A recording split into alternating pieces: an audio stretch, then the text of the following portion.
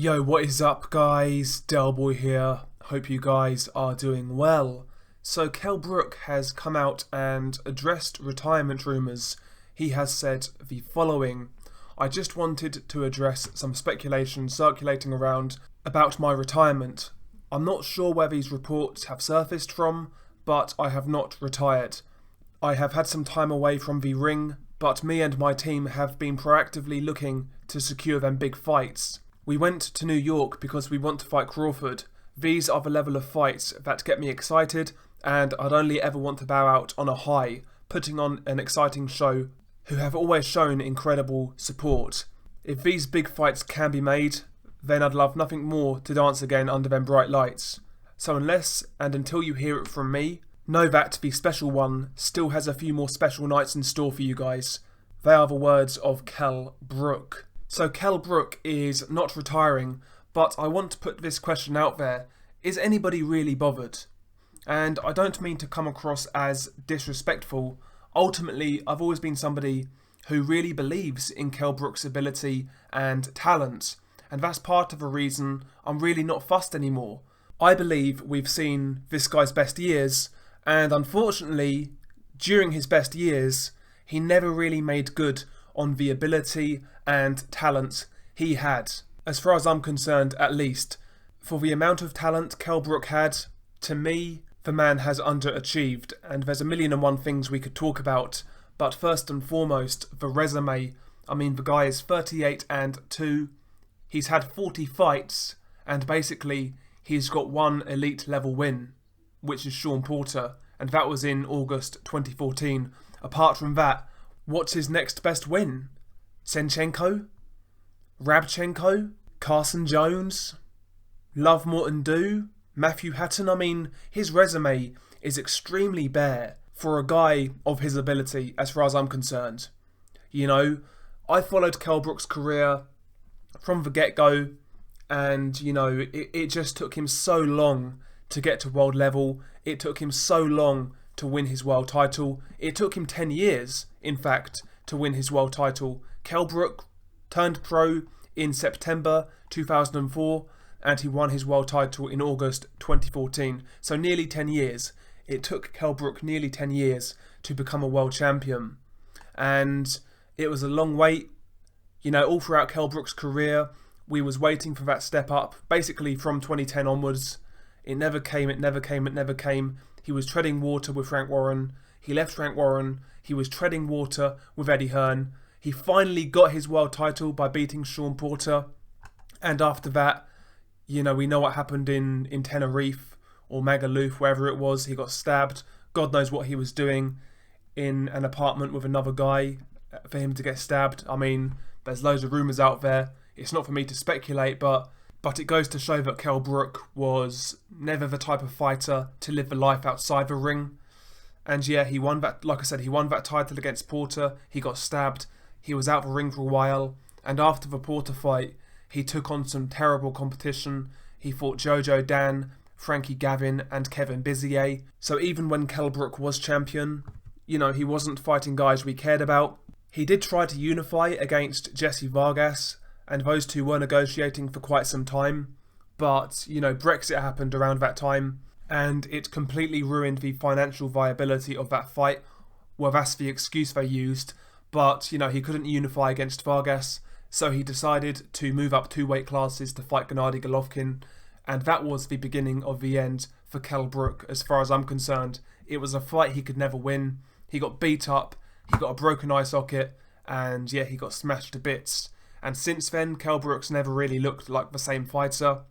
After that Golovkin defeat, he then moved down 2 weight classes to defend his IBF welterweight title against Errol Spence. And in that fight, he got stopped late on. He quit in that fight. And again, that was further writing on the wall that Kell Brook wasn't the same guy anymore. He didn't have that same desire, and that he was a fighter on the decline.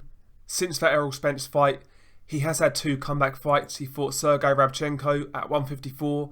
He beat Rabchenko by a second round knockout. He looked quite good in that fight. But the fight after that, he fought Michael Zarafa, and Kell Brook really looked bad in that fight. He was shipping some silly punishment. He was getting caught with silly shots, and he struggled with Michael Zarafa.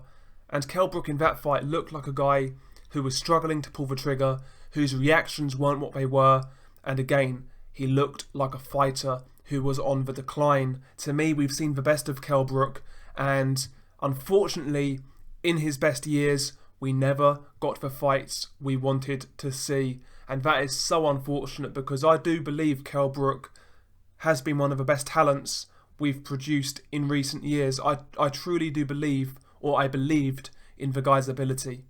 You know, the guy should have stepped up far sooner. Like I said, this guy was WBO mandatory in 2010.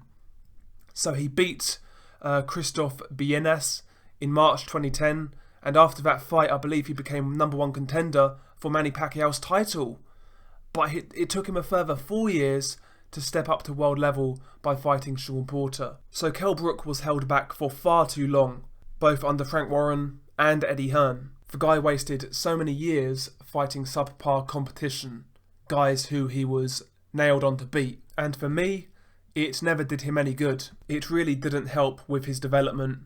And, you know, his promoters obviously need to take some blame, both Frank Warren and Eddie Hearn. I don't think Eddie Hearn made the most wise choices with Kell Brook, if I'm being honest. But at the same time, maybe Kell Brook's trainer, Dominic Ingle, was also a reason why this guy didn't step up for so long, because he didn't step up under 2 promoters. So maybe it's Dominic Ingle. Maybe he had more power over Kell Brook's career than we realise. But ultimately, the blame mainly lies with Kell Brook. I know a lot of people like to blame the people around him. I mentioned the guys, but ultimately Kell Brook is in charge of his career. He's in charge of who his trainer is. He's in charge of who he picks as a promoter, and he's to blame for not living the life outside the ring. I'm sure we've all heard the stories about Kell Brook outside the ring, particularly if you are from the UK. I've heard numerous stories about how this guy lives his life outside the ring, and it doesn't bode well for longevity as a fighter.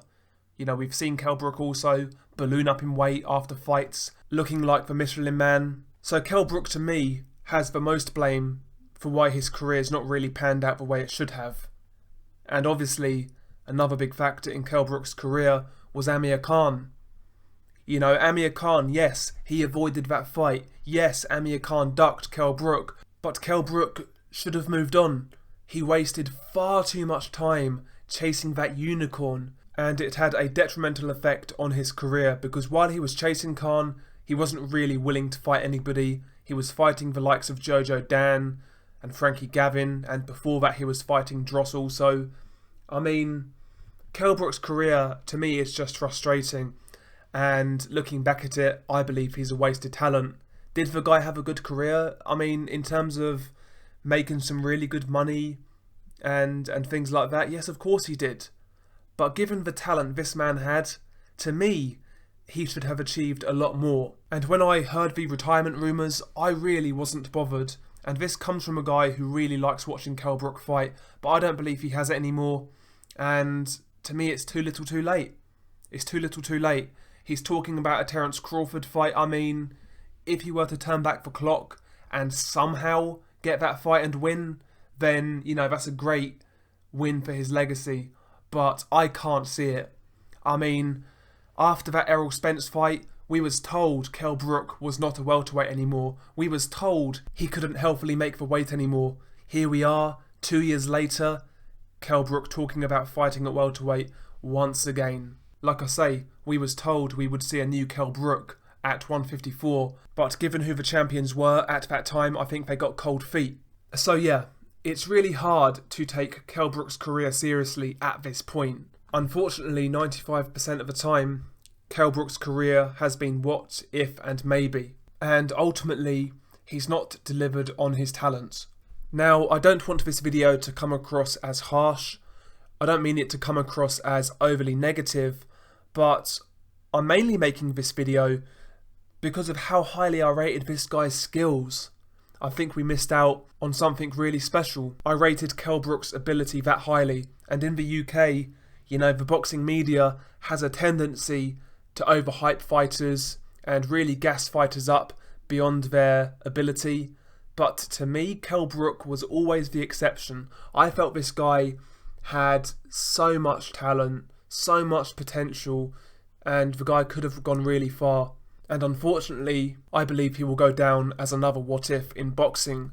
I would love to be proved wrong. I would love to see Kell Brook have one last go at it and pick up some good wins, but I cannot see it at this point. I think the guy is in decline, and I don't think he's the fighter he once was. Share your thoughts below. Peace.